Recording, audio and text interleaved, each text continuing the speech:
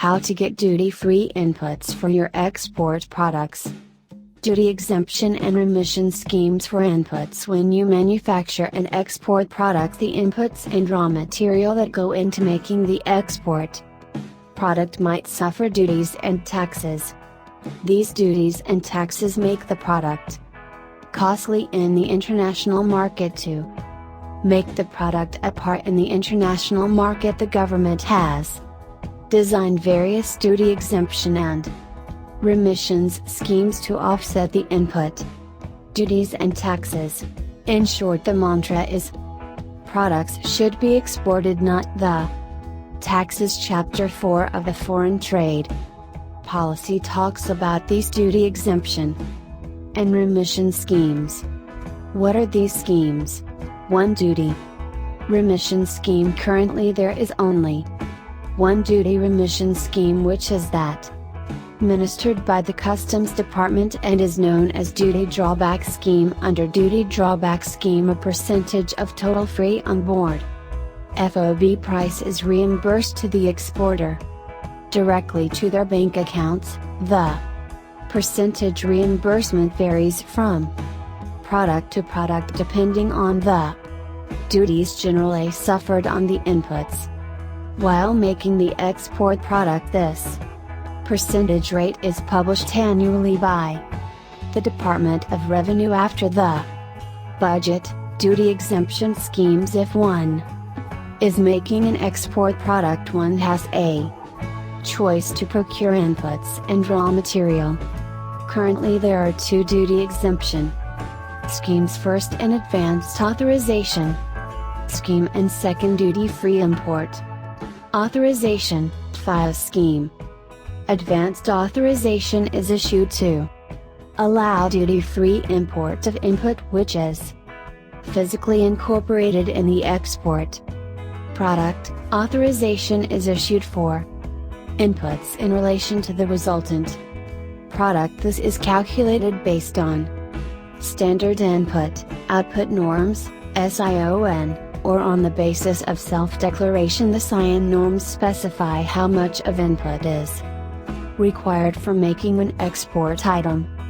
This also accounts for the wastage of the input in the production process. For example, if we were to make a size 40 shirt for export, SION would tell us how much of fabric would be allowed.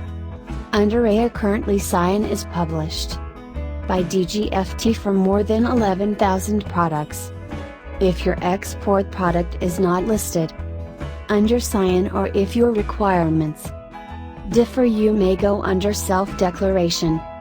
And yes, if you want to use Indian inputs in place of imported inputs, even then advance authorization schemes comes to your help. You may get the advance authorization invalidated against a domestic procurement and save on IGST/excise duties. In short, imported or Indian, you don't pay duties and taxes as long as you export the finished product. FIA scheme is similar to advance authorization scheme. It is also allowed for duty-free import of inputs. Unlike advance authorization, FIA is issued on a post-export basis for products for which SION has been notified. Further, FIA shall be exempted only from payment of basic customs duty and not total duties. Also, FIA is transferable. That is, if you don't need those duty-free inputs after the exports, you may transfer your license to a needy friend for money. What is the export obligation under each of the scheme?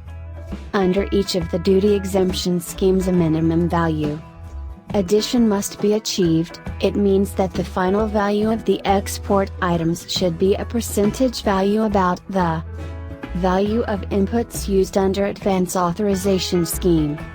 Minimum value addition of 15% must be achieved in the inputs procured, while under FIA scheme the minimum value addition is 20%. For example, if the Inputs used under advance authorization are of $100, then the final product must be sold for at least $115 under advance authorization and $120 under DFIA.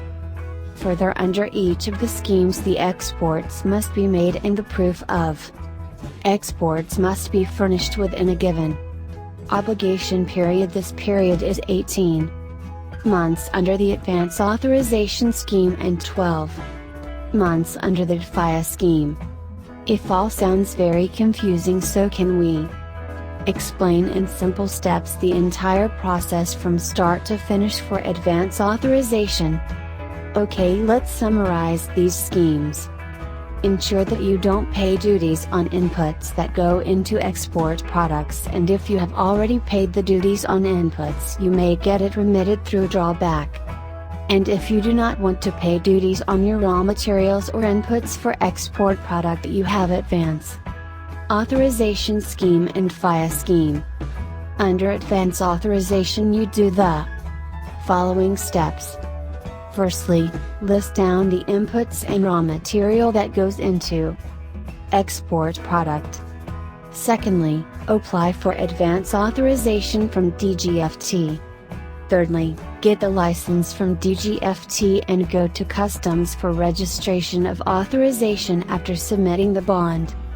And import all the inputs that go into export product duty-free. If you want to procure indigenously and not import the inputs, you may invalidate the license and get the input without paying IGST/central excise duties. The next step is to do the exports by endorsing advance authorization number on shipping bills. While exporting, get the money for exports, and then banks would issue EBRC, that is electronic bank realization certificate, for getting the money for exports. The further step to apply to dgft for issue of export obligation discharge certificate for fulfilling your promise of exporting. The final step is to close the bond at customs. For any support and consultation, you can contact Ajay Chhabra at his mobile number 9811088,422 for any consultation, and his company website address is www.gftconsultancy.com.